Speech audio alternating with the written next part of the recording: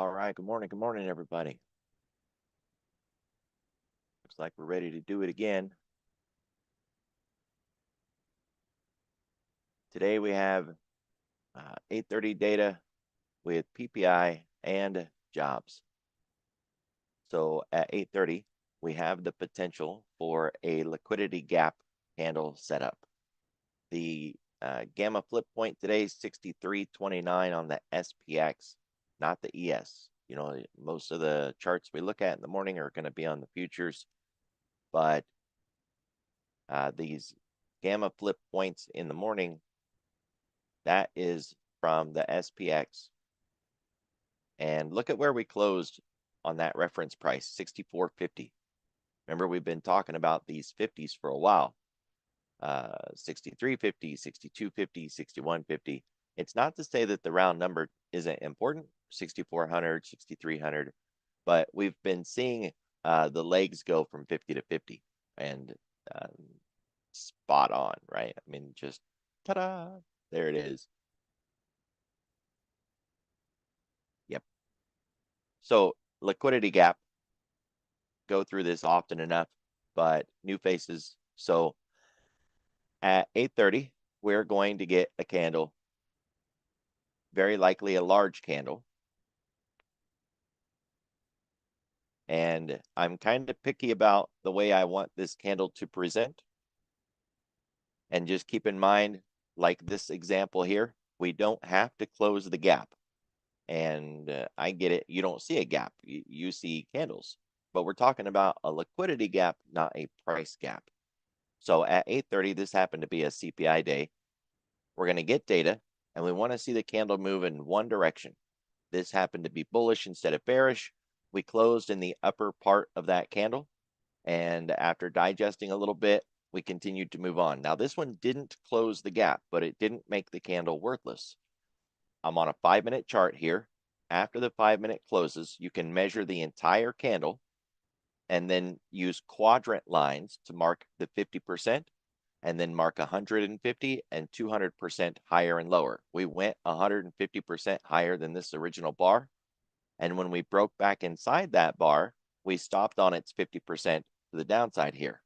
So the gap close doesn't have to happen, but on CPI, PPI, non-farm payrolls, these days where we get really big bars, even the bar itself can assist us with our analysis for the rest of the day. This is an example of what we do not want. Price closed very close to where that bar opened. Not much of a gap if price is already back where it came from. So no liquidity gap trade here. This was also a CPI day, but the width of that candle, we can mark its midpoint. That's very likely where price is going to come back and check. Then we can also project that higher or lower with 50% and 100%. Candle textbooks talk about this, right? They just don't really highlight the importance of it or the value in it. But most textbooks will talk about marking ranges and projecting those ranges higher and lower by 50% and 100%. Well, a candle is a range, right? If I have a daily bar, I know you think it's just one bar, but if we open that up on a 30-minute chart, we'd have a lot of candles, right? So any one single bar is a range. Once you grasp that logic, then measuring out one single bar like a CPI, PPI, non-farm payrolls, that can give you the range that you're looking for, and then you can project it. So here's a good example of what we are looking for. 8:30, we got data. Price pushed in one direction. It really didn't go the other way at all. There's no wick to the downside. This really didn't consolidate much. It just got there and immediately started to close the gap. Checked the 50% mark. So we had a nice little 3-bar play there, which didn't work, right? Because we were trying to close the gap. And it got down here by 10:30 or 11, got the gap closed, and that's exactly what we're looking for. Here's another example to the downside. 8:30 print, no real wick here going in the other direction. Price closed near the other end. Nice basing pattern. Checked the midpoint, got the gap closed around 10:30 or 11 o'clock. Here's another example. CPI, same concept, only on this one, we closed in the upper part of that first candle, didn't really have a wick going in the other direction. Then we had an inside bar that was basically between the close and the high of that bar. So a nice little stop there and then continued on, closed in the upper part of that one. The next one closed at the very top, then put in a nice base. We didn't really check the mid of this whole range. We could have, run the range from the low to the high of that range and plotted a mid. Price really didn't care about that, but it did care about going to the midpoint of that first bar. Imagine that, right? It's exactly what we were talking about, that the event bar's midpoint becomes important. Also, if we had measured this entire bar, that's where we stopped up here. So we get that out of the way, got the gap closed between 10:30 and 11 o'clock. If we get a big bar, that would be step one. And then how that big bar closes will be step two. Are we going to close, near where we opened or far away from where we opened? And then step three, are we going to close the gap? One of the qualifications or the starting point of that entire thing on are we going to close the gap is whether or not price is still inside that event bar. Now, I want to make that clear because we don't always close the gap, right? And I've had people ask who are newer traders, really don't, grasp this whole logic. How do I know if the gap is going to close or not? If we're inside of the event bar, we still have the opportunity to close the gap. But if we're running this and we leave the range of that event bar, forget trying to close the gap, right? We would have to get back inside again to even consider closing that gap. So if we do like we did here, this is a day where we did not close the gap. We started to pull back a little bit, which happened to be like a 786 pullback. And then we expanded out into 1, 2, 3, pulled back to a new 786, expanded again, right? There was no closing the gap here that day. So we have to have all of these ingredients for a gap close play. Otherwise, if we just have a big bar with big wicks on each side, we can run quadrant style, just measure the entire thing, mark its midpoint, project 50% above and below, 100% above and below, and it gives you your levels for the day, at least the starting point of your levels. Because once we get into the regular trading hours, we can then, start to measure out what we have within our own trading day, and we can use those levels. This gap concept does not happen only with these event timeframes like 8:30, right? You can get just big bars in the middle of the day, and you can run those just as well, right? There's no rule that says we can only do it on these 8:30 prints. You can get a liquidity gap anywhere, and you can even use that logic as a swing trader on daily, weekly, monthly. Really doesn't matter, right? It's the logic of it. Try grabbing a textbook on candles one of these days, and you'll find that they do talk about this idea that measuring ranges and projecting it higher and lower, but they really just kind of gloss over it as though, like they bring it up just to say that they covered the topic, but they never really hone in on how valuable it is to traders and how we can utilize it so effectively. Most people I know had good intentions and talked about reading some candle books, and then they just kind of skim through it looking at the pretty pictures and don't really, do any work with it. Imagine that. So we are kind of flat, waiting on data. We're going to get the jobs data today. It goes to the heart of the Fed's dual mandate. There's been a lot of talk about how they're in a little bit of a pickle between the two mandates that they have. One, keeping an eye on inflation and adjusting things accordingly to help monitor that, and then the jobs. We're also, with this jobs data today, going to see the first publication from, quote, this new employee, right? Remember, the other one got fired and they replaced him with this person. and we're supposed to have more transparency and blah, blah, blah. Markets don't like uncertainty. So, just prepare for some shenanigans this morning at 8:30 and perhaps a little bit of saltiness. We never know what we're going to get.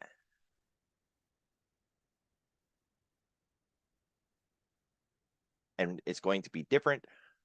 And so we just want to proceed with caution. Europe up 0.5%, Japan less than a quarter, Hong Kong flat with the UK. Then the NASDAQ, S&P, and the Dow all basically flat, with the small caps down more than 0.25%. So leading to the downside. And, it's been leading almost every single day for 2 weeks now. That small caps has been leading either down or up in the pre-market. And then, of course, it fizzles out by the time we get into, say, 10 a.m. or so. So job claims, PPI, and then there is some auctions today and some Fed speakers chipping teeth. But we're not really expecting those Fed guys to say anything today that we haven't already heard. No new data. They're just chipping teeth and, kissy, trying to make nice, but not really being very useful or helpful. The 4-week auction, I mean, it's so much. It's in the front. Just use the IRX. It kind of wraps up a lot of those front end. You can just, summarize it with that.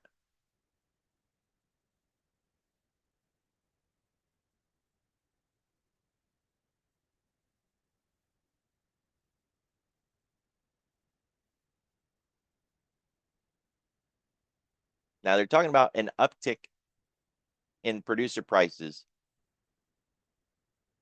We want to see if we actually get that or not.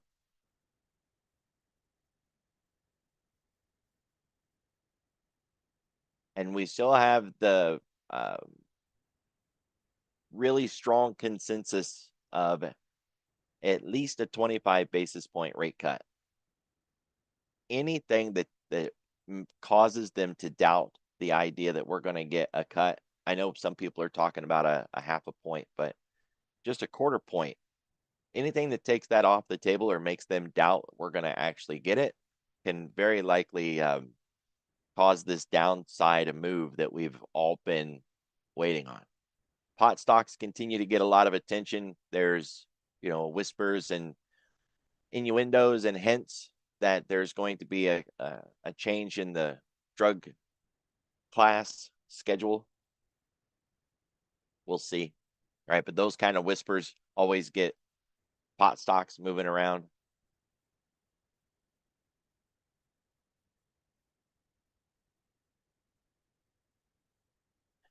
The put wall was rolled up quite a bit, really. And I posted that in the chat for everybody, right? I highlighted the put wall getting moved up.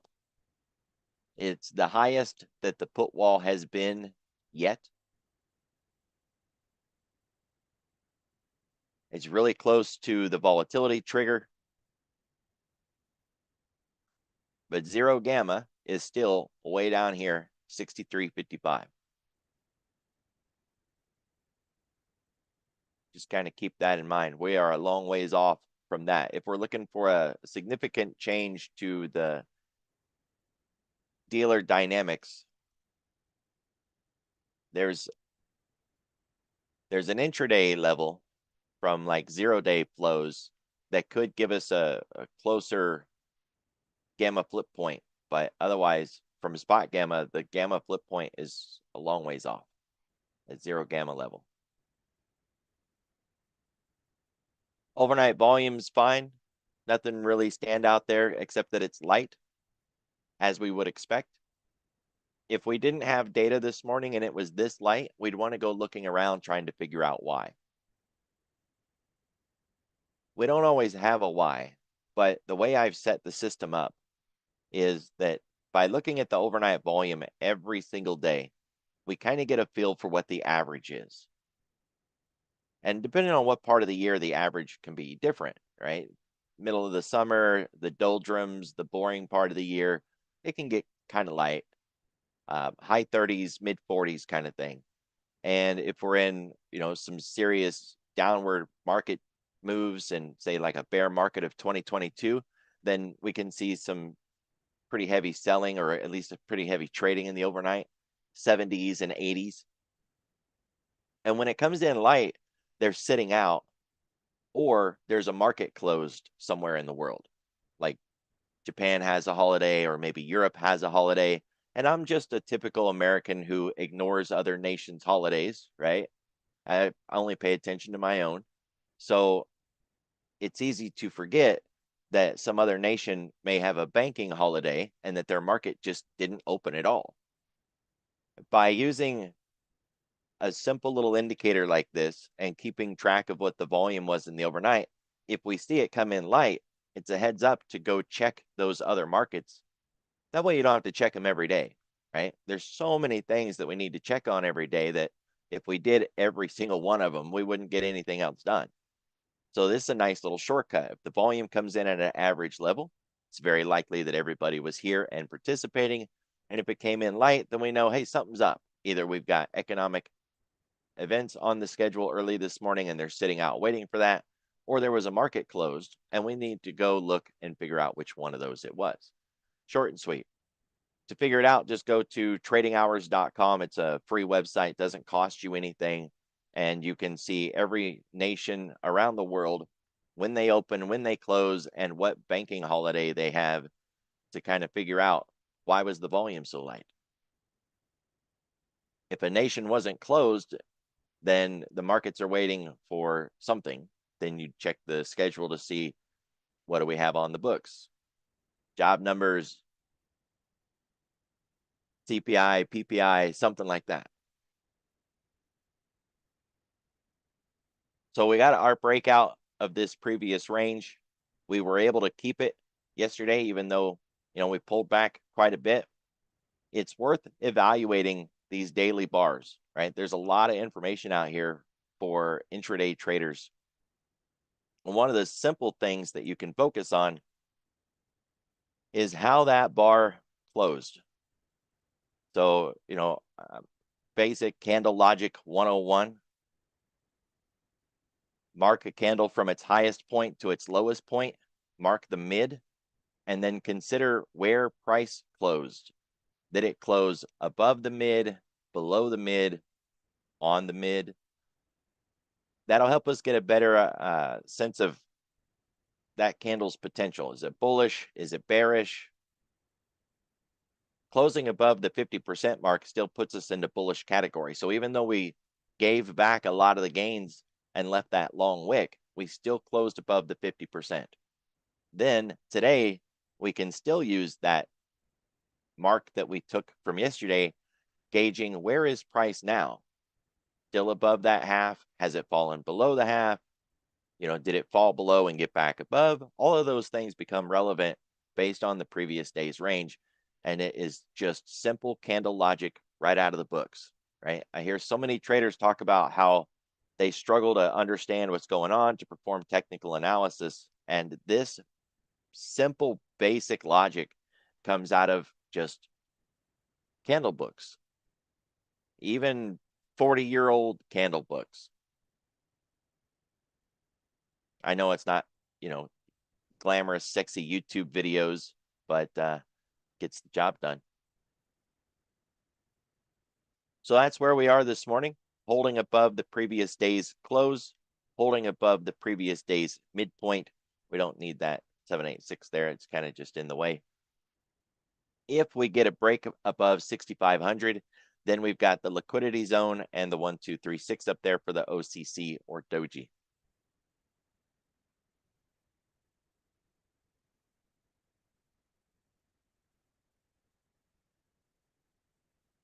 And here we are again without a market maker move, which I'm just impressed, really, and a little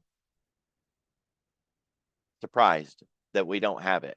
On OPEX week, we nearly always have market maker moves every day as they are rolling out and, repositioning into the next expiry. And we don't have that. The only market maker move we had this week was CPI day, right? Tuesday. That's it. A little bit of a surprise. Not quite sure what I want to do with it, but there it is. We're basically flat this morning, so we have the opportunity to go to either side, but the trading day is half done and we haven't done anything. So if the data comes in muddy waters and doesn't really provide any clarity, it's likely that we don't hit either edge today, that we just chop about inside yesterday's narrow range and we don't get anything done at all. Having said that, to hit the ADR on either side, we're going to need an inside day breakout. So we're going to need to break above yesterday's high or yesterday's low. And we can use the RTH low, the regular trading hours, or we can use all of yesterday's price action and mark the total low. We would still need to break through both of those, really, to get to this red line down here. So if we get data that starts to push us around, then we can get to the ADRs. If it is extremely bullish, like say Wednesday's price action, we can get to the yellow line plus some. I mentioned the plus some because the SPX does not yet have its ADRs for the day, right? These were applied to the ES at 6 o'clock last night. At 9:30 this morning, wherever we open, these lines will be applied to the SPX. So say the ES runs all the way to the yellow line by 9:30. And then we open and we continue to run after 9:30. And we're thinking, what the heck is, what's up here and where are we going? Look at the SPX because it will be opening in the middle. So we continue to run on the ES until the SPX hits one of its ADR lines. Then that would be our stopping point.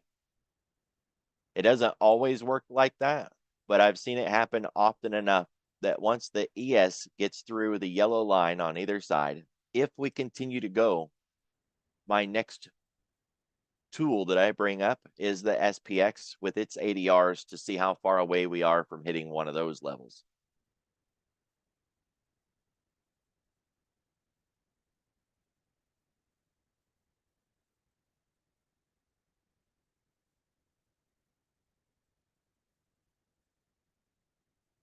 Yesterday, we got an MDP.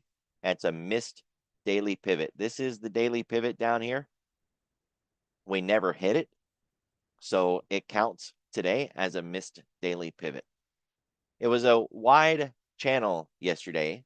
Wide channels imply that if we break out, it likely doesn't stick and that we come back in again. Well, we broke out, we came back in, and then we broke out again and we kept it. So you just got to keep in mind that these channels don't make price do anything, right? Today, the floor pivot is higher than yesterday's. That's bullish. Price opened above it, and that's also bullish. It's a narrow channel, which implies if we break out, we could really run. And so far, we're holding above it and below it within this range or zone. And we're just kind of chopping about. Now, because of the move that we had on Tuesday, this really big day, yesterday's range for the floor pivots was really wide. But each day, the SNR levels are based on the previous day's price. So you can see that today's R3 and S3, that's the entire floor pivot system for the day. If we apply that to yesterday, there's R3 up there. We don't even have S3 showing. It's all the way down here. Yesterday's range is almost twice as big as the range that we have for today. It's a much narrower range today. So we can get to R1 really easy, or we can get to S1 really easy. And none of these pivot points matter when we get economic data, right? If you get CPI, PPI, non-farm payrolls, price will run through yesterday's high or low or mid or floor pivots and S&R. It'll run through any of that stuff. It doesn't care. It's just going to punch right through it. So let's get the print, see where price goes, mark out our levels. And after all of that violence, we start to settle down again, then we can bring up these S&R levels again and really consider where are we now and what's our expectation at this point. There is a trade logic that talks about going from an R1 to an S2 or going from, an S1 to an R2. And it's just price dynamics, right? Price generally pulls back or pulls back. So with that kind of logic in mind, what we'd be looking for is like an S1 to an R2, something like that. Or R1 to an S2, something like that. It doesn't have to do any of that, right? But if you've gone through any sort of floor pivot books, manuals, classes, education, you'll have come across this 1 for 2 logic before. If we get through R1 and we close above it, then we'll focus on R2. If we get below S1 and close below it, then we'll focus on S2. If we get there and we cross back through, then we focus on the mid or the floor pivot itself, and then getting through that to get to R1. And it's just level by level, right? But it's all going to come from getting out of the box first. GTFO, we have to get out of the box. Really nice double distribution on the week. Shallow area around that 64.50 area, which is just weird. We've been running 50s, and we've got a really big shallow area here. But we had the same shallow area on the 63.50, and yet, double distribution, shallow area on the half. And in the next week, that's where we put in all the work and we filled in that shallow area. We've got the same sort of system going on right now. 100-point wide, double distribution, shallow in the middle. It wouldn't surprise me a bit if next week we fill in that shallow area.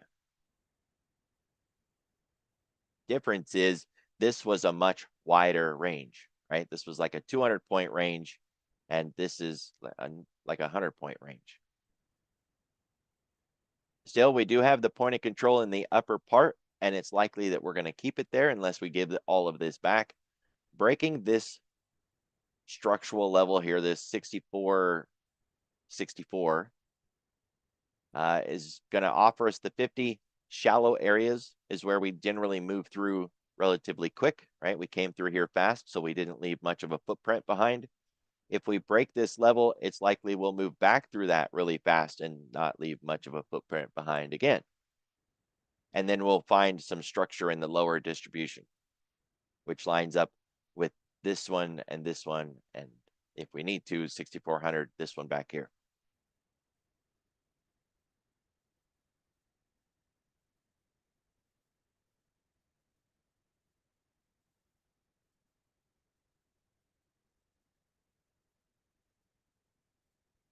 Ten-day, 30-minute volume profile in TPO 6432 cog line is the value area high on the TPO. 6411 basically for the point of control on the 10-day on the volume profile, and then the point of control on the TPO down here, 63, 65, 6300 for the lower edge of the value area on the TPO, and basically 6311 down here. 6450 for this value area high. Those levels just all seem to come into play again and again, right? Cog lines, orders, round levels. They're worth keeping your eye on and using as a part of your analysis constantly. So right now, it's the same as it has been. We're not expecting any change to the point of control anytime soon. There is a bit of a discrepancy between the TPO's point of control and the volume profile's point of control, but not enough to change anything. right? It is perhaps a bit of a heads up or a warning that when this point of control does move, its next home could be down here.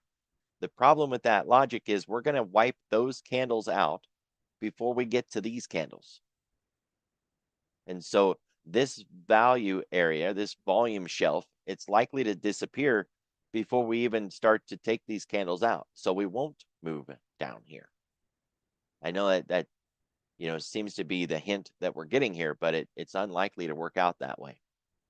We don't know where we're going to end up because as we move through here, it really looks like we're going to get this point of control up here.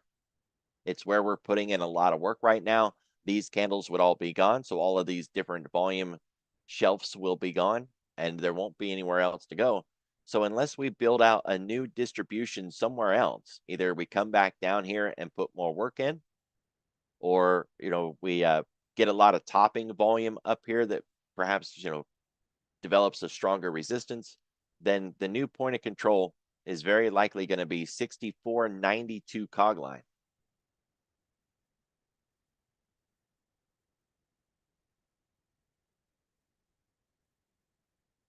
All right, so we had this 64.63 level marked out just as a point of control, not a VPOC. And we missed it. We didn't really hit it yesterday. We marked it in the pre-market here. So, we didn't have it back here. We didn't use it yesterday. It's still on the table because we didn't use it yesterday. We also did not get a new VPOC from yesterday. We've already hit that level. It may be of interest today to mark out this point of control, not as a VPOC, but just as a POC, a point of control. It was the greatest amount of trading volume yesterday. And I know it's easy for new traders to think of these as support and resistance levels, but it's not, right? That is you putting bias into it. So if we remove all of the bias and we just give it to it straight, this is where the greatest amount of trading volume took place yesterday. That's not my assumption, right? I'm not reading into it with my own bias. That's just the truth. That's what a point of control is, right? It's the greatest amount of trading activity happened right there. And so it's very likely that if we go back to that level, we will see increased trading activity again, right? That's a fair assumption. We don't have to consider that as bullish or bearish or support or resistance, just an area of interest that may generate elevated trading volume. We did already go through that level in the pre-market, but there's a lot of analysts who won't consider that, right? Because there's a lot of places that aren't trading in the overnight. They're only trading in the regular trading hours.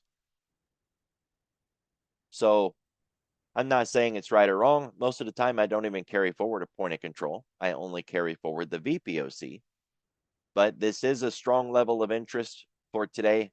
It's worth keeping it on your radar just to be mindful of where that level is at, especially since it doesn't line up on one of our cog lines or round numbers or quarter levels. Because we would already have those marked. We wouldn't need to mark it again. So 64.80, keep it on your radar just in case. If we happen to go back down there, then it could come into play. Otherwise, we're testing our own Globex high right here, looking like we're going to try to get a 111 or a 1236 breakout, which is funny because we're not supposed to go anywhere. We've got data in 25 minutes. So that should be a nice little fake out at least. But you got to kind of wonder, why is it even attempting a breakout at this point? And of course, trading in front of data can be a bad idea. 65.11 cog line is this week's top. That's the range for the week. It's our expected move level. Now, we haven't got there yet. Secretary Bissett has been buying some news just came out about India and oil and Bissett. I didn't catch it.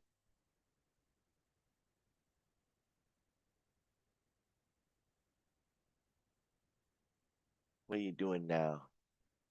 Europe has been buying India refined Russia oil. Okay, right? Like that's a red headline.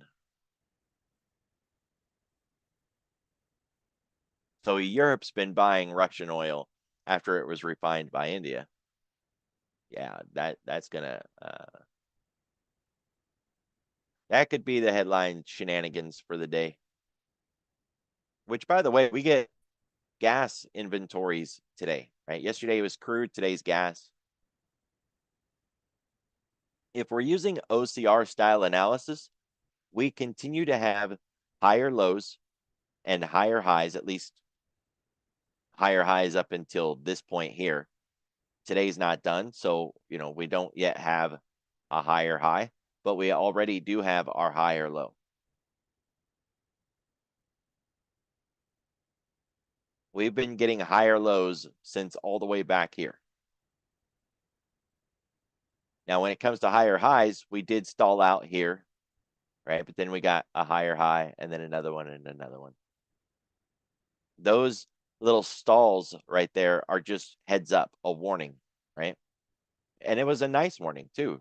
After this really wild day, we had the big blowout day, closed at the very top of the range, but didn't set a higher high. Even in OCR, we didn't set a higher high that day. So the next day, even though we did get our higher high, we also had a little bit of weakness. We had that down day. So OCR style analysis, it's a little odd. It's kind of new, all things considered. When you think about analysis that's been around for 70 years, OCR is kind of new. We're still 1% above the 10-day moving average. We're fine here. We're not overbought, no, not overextended. It doesn't owe us any sort of pullback, and things are healthy. So from this point of view, we're good. And from the weekly, same thing, 3.5%. We're less than 3.5%. We're holding the line. Things are fine. We have been way more extreme than this, and we're not. Everything is good. So we're still in a healthy market backdrop. We're not overextended. We're not overbought. It doesn't owe us any sort of mean reversion. And that's all we need to know.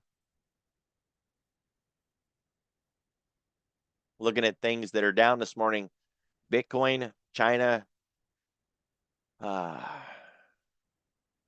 some more and more and more. Almost all of these are China or Bitcoin.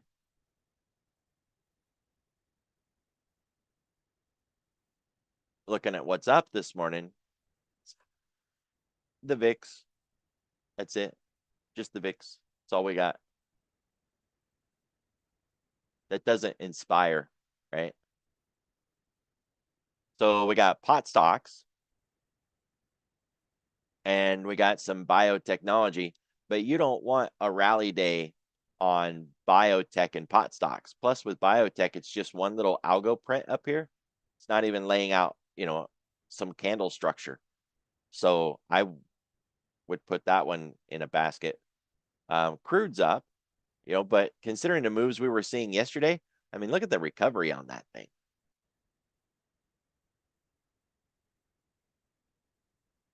So we've got our range. Just take that really big bar, project it to the downside. We've got that. We can measure the entire thing, this whole run. Market's 50%, which we had it, and then that broke. Where it looks like we're going to get under 60, and that doesn't happen often. If we get below 60, we could retest this 65, and we're talking about levels that are critical, right? I mean, all of this back here, that was COVID. That was back when they were so full that they were dumping oil into abandoned caves because they had nowhere to put it. Oil went negative, right? It went below zero. This isn't a misprint back here. Oil was negative. I remember that in COVID. I used to work on the drilling rigs, right? So this is like never before seen sort of price action. generally speaking, we've got a collar on price. If it gets really low, the government buys it up and puts it in their strategic petroleum reserves. And if it gets too high, they empty their reserves, flooding the market and lowering price back down again, right? So they run a collar on this thing, which keeps it in a stable range most of the time.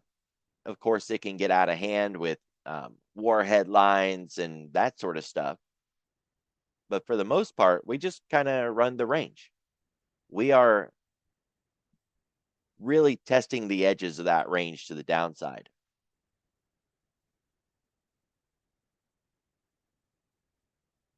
And that's the concern, right? So this is a weekly chart. This is the year-to-date anchored VWAP. It's kind of a light blue. We're underneath it.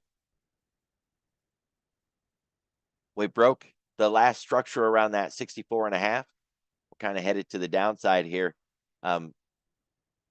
60 is a line in the sand, and I don't think we want to see that crossed other than to maybe dip down and come back up again.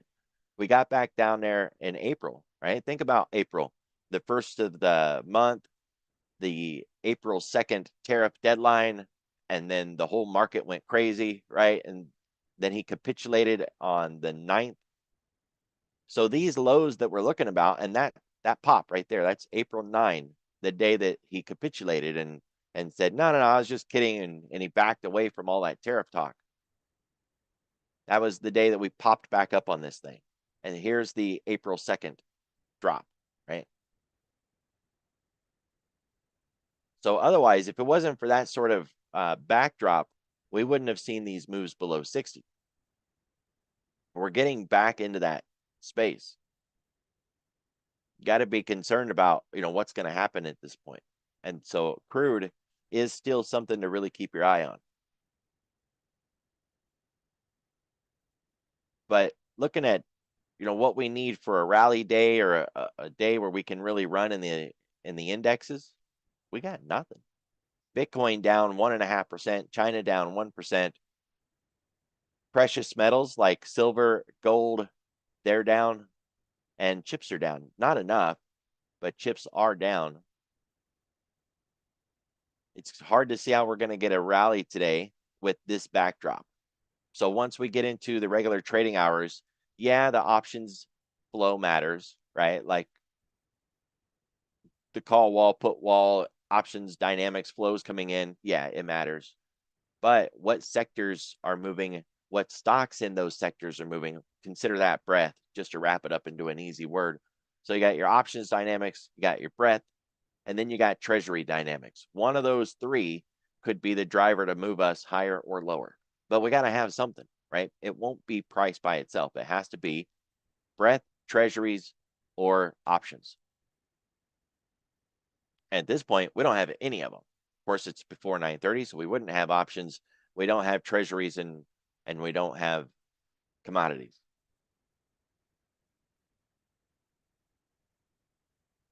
And we don't have breadth.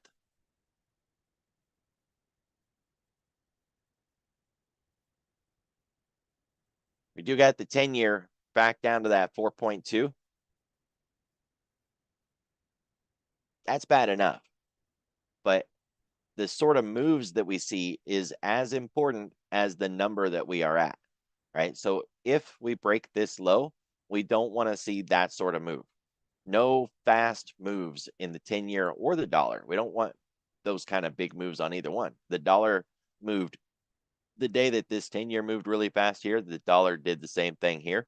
And of course, the ES was making big moves that day too. So watch this low. This is not the VIX, right? So just because it was going down doesn't mean that the ES has to go down. Or if it goes up, it doesn't mean that the S&P has to go up. This morning, we're sitting way up here, just kind of hanging out in that range. And we've been traveling in this for since Tuesday afternoon. So Tuesday afternoon all the way to here, it's just been a steady drop. And look at Tuesday afternoon to here. Nice run up, and then we stalled. So the rate of change matters, not necessarily what direction or what number. swag levels become really important. 4.2 right now is our line in the sand. That's the swag, and that needs to hold. We get below that, I think it could cause a little bit of problems today. Keep your eye on the 10-year. Bissett was kind of chipping teeth yesterday about how the markets around the world were dragging our 30-year, and kind of was talking a little bit of trash on Japan, saying they need to get their house in order, and they had some leakage, and they've got inflation issues. They may give him what he wants. Careful what you ask for, right?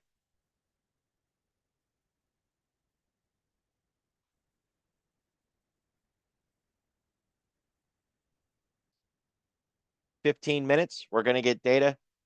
We've got a very narrow range at this point. So GTFO, get out of the box, play what we get afterwards. Remember, we have an opportunity today for a liquidity gap. So put your chart on a 5-minute, and after the 8:30 candle closes, so like at 8:36, look at that 5-minute bar. Use your quadrant lines. You can use this one, or if you've already modified your fib, then use that one. Mark 50% and 100%. So, 2 is 100% of 1. And then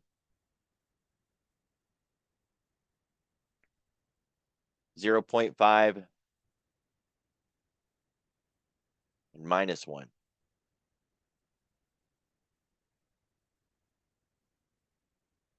I need to have a plus 1.5. I do.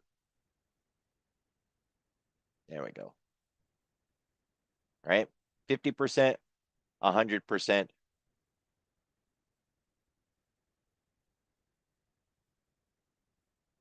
On whatever we get, right?